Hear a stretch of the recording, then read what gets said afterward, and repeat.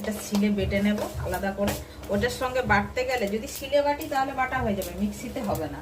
মিক্সিতে করতে গেলে কিন্তু ওটা গোটা গোটাই রয়ে যায়।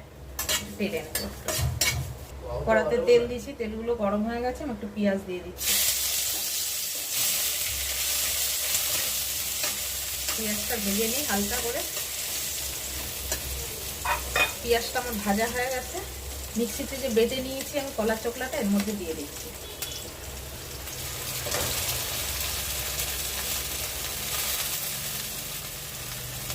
আর এই যে কালো জিরে বেটে নিয়েছি ছিলে দিয়ে দিচ্ছি। এই কালো জিরেটা কিন্তু খুব উপকার। তোমরা যদি কেউ হাতটা ব্যথা থাকে, শরীরে চাবাতে থাকে, কালো জিরে এরকম কড়াতে তেলে রসুন দিয়ে ছিলে বা বেটে নিবে ভালো করে, দিয়ে গরম গরম ভাতের সাথে কাঁচা সরষের তেল দিয়ে খাবে, শরীরের ব্যথা বেদনা সব কমে যাবে। আমার এটা রেডি হয়ে গেছে, ফিরে আসছি।